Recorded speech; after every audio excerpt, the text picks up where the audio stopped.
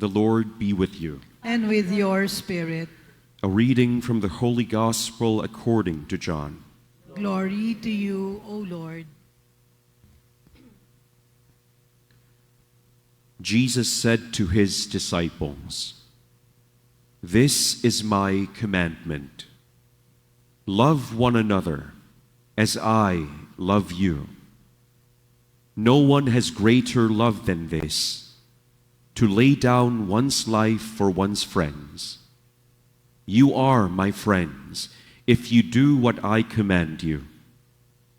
I no longer call you slaves, because a slave does not know what his master is doing. I have called you friends, because I have told you everything I have heard from my Father. It was not you who chose me, but I who chose you and appointed you to go and bear fruit that will remain, so that whatever you ask the Father in my name, he may give you. This I command you, love one another."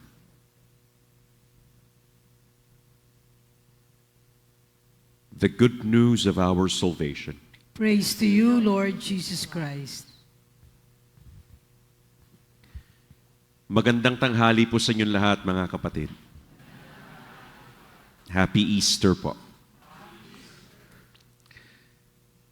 Nowadays, to me it's sad.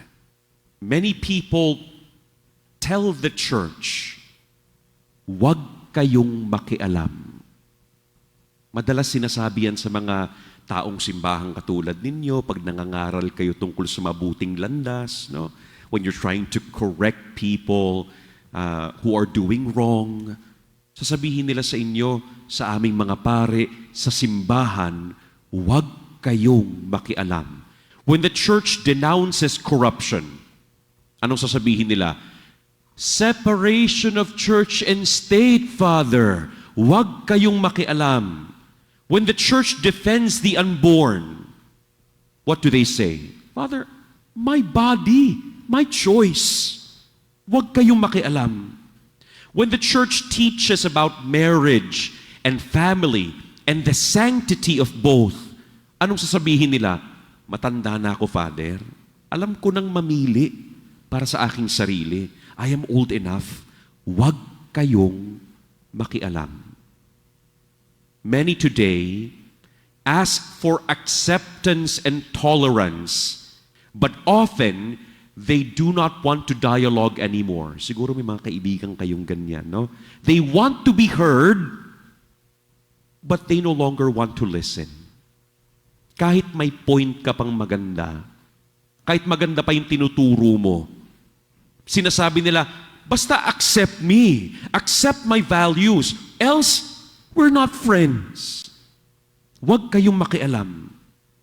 Yesterday, if you were here during Mass, we spoke about opening doors for all, allowing people to stay with Jesus, welcoming them.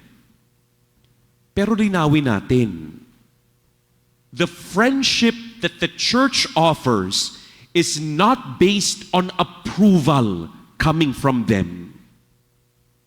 It is based solely on love. Yan ang ating prinsipyo. Ang punot dulo ng lahat ng ating ginagawa sa simbahan. It is because of love, not their good opinion, not their approval. And what is love? Sasabihin ni St. Thomas Aquinas sa atin, this is love. Listen. Love is willing the good of the other. Uulitin ko. And I hope you memorize that. Love is willing the good of the other. This is the only reason why the church continues to preach and teach and do what it is doing. Because the church believes that there is nothing better for man than God.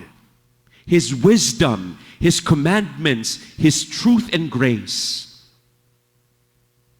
What is right, not because God will be happy, but because it makes man better. What is wrong, not because it offends God or He will be angry. What is wrong because it harms man. Ang gusto lang ng simbahan ay yung kabutihan ng tao. In our first reading, the disciples took great pains to teach the truth. All of that because of love. Nagtuturo yung mga disipulo, hindi lang para paramihin yung mga sumusunod kay Jesus, hindi para paramihin yung grupo nila, yung kanilang clique, yung kanilang barkadahan. Hindi lang para magparami. They were preaching and teaching because they love people and they want to give Jesus to them, His grace and His help. Like a parent guiding an erring child. Like a friend, leading a friend away from danger. Love wills the good of the other. Lahat ng ginagawa natin sa simbahan, it must be colored with love. The church speaks and teaches, admonishes and rebukes, corrects and guides for no other reason than seeking the good of the other, which is love.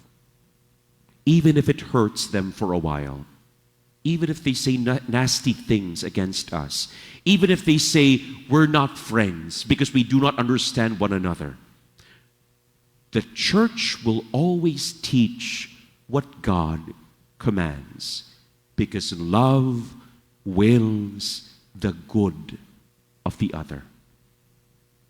Love one another as Jesus has loved us. Amen.